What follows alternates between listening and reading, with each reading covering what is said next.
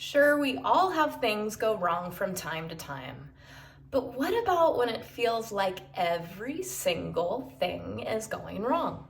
Where it feels like an avalanche of events, small to large, one thing after the other, and it doesn't just last for a day, it lasts for maybe days, weeks, even months on end.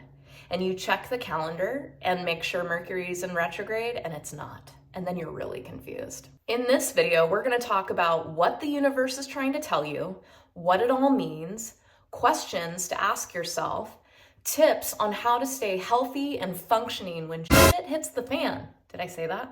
And how to turn this ship on around. If you want to skip ahead to the topic that most interests you, feel free. Go ahead and find that chapter and jump right there. In the meantime, let's dive in. I just recently had a series of events that felt like I stumbled on some serious bad luck that lasted for a few weeks, from small to really big things.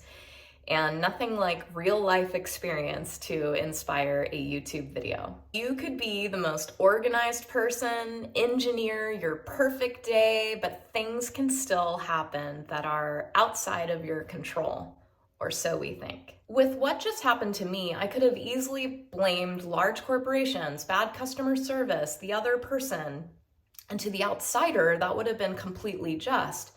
But regardless, after the pity party's over, or you complain to your friend, you still are at square one. You still have to do something about your scenario. This is where I got curious, because even when I tried to go with the flow, lean into it, and let things happen, still things kept happening, completely unrelated to one another, completely different scenarios, and what seemed like out of my control.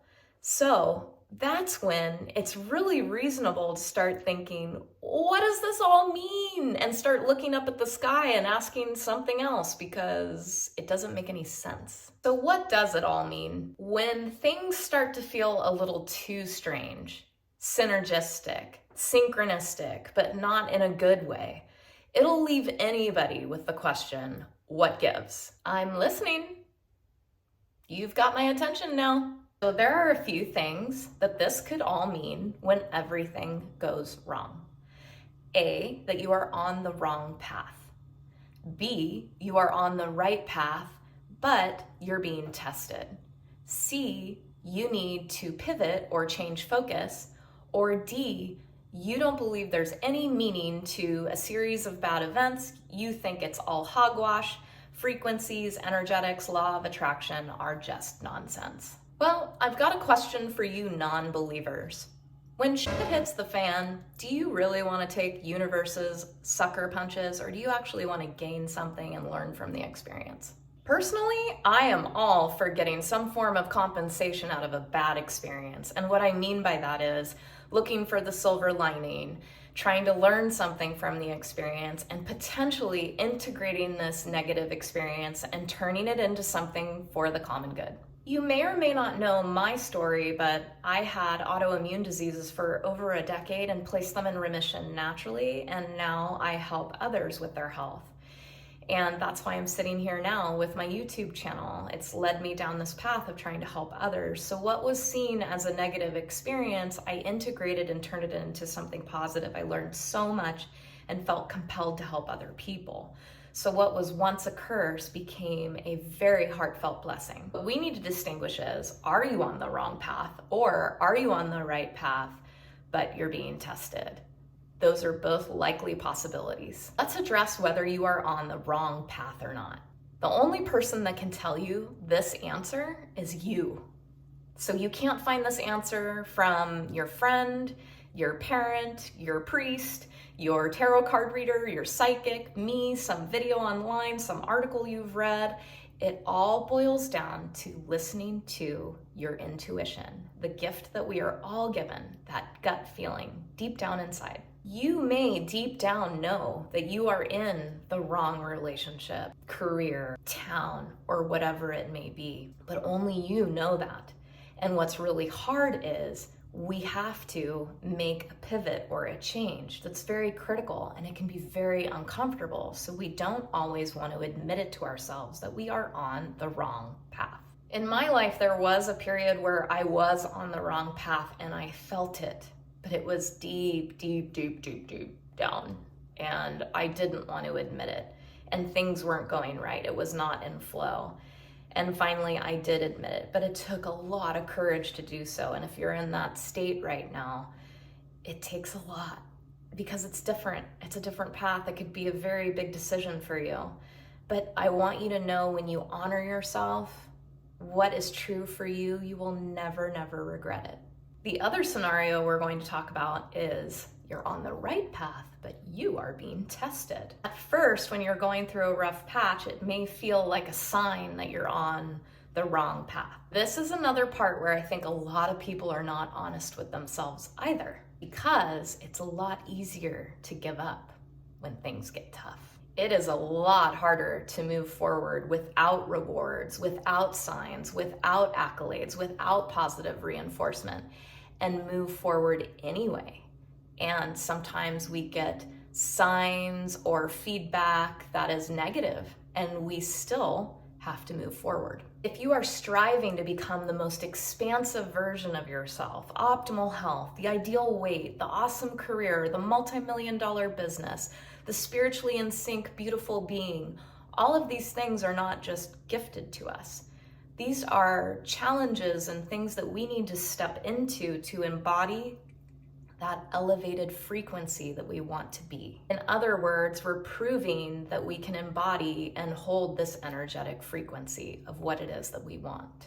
If you ask to be stronger, you may be gifted with some difficult obstacles to overcome. You ask to be wiser, you might be thrown some puzzles to figure out. If you ask to be a healthier person, you might be thrown some stressful event to see how a healthy person would respond. If you ask to be wealthier, maybe you'll get more bills to see how you can handle and embody this next financial phase and handle it with ease. So yes, in a way, the universe testing us can be real, and we just may be asking for it whether we know it or not. Here are some questions for you to ponder and reflect on, or even journal about, to help you decide where you are at. Am I asking to be something I am currently not embodying? Do I have to step up and embody a different way of being to achieve my goals? Will I achieve what I want by being and doing what I am currently doing?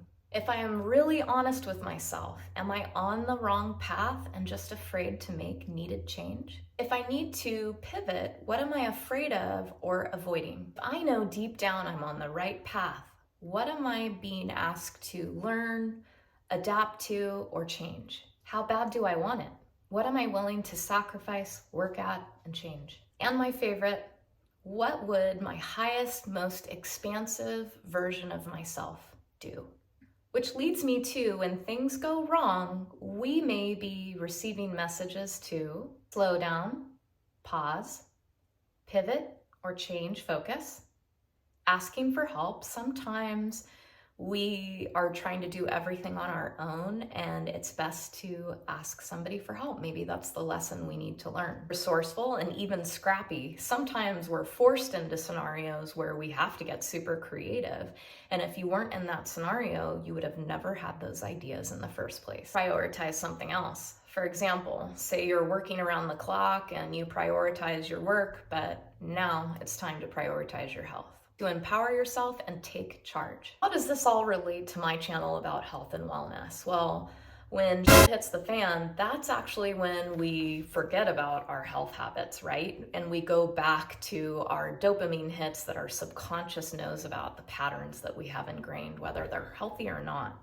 But a lot of the time they're unhealthy. So I'm talking about overeating, binging on sugar, drinking that extra glass of wine, watching too much TV, scrolling through social media for too long of a time, or you name it. There's so many things that we do that actually do not move the needle according to science to make us feel better or lower our stress levels. Let's talk about what actually moves the needle, provides stress relief, and directs you on the path that you ultimately want to go in life. Journaling. I just previously gave you some great questions to dig in and find what's really going on deep down. If you don't know how to journal or where to start, watch my video, How to Journal, link down below for you to get started. If we don't dive below the surface of the monkey mind that we all have, our racing thoughts and whatnot, how are we ever to make impactful change?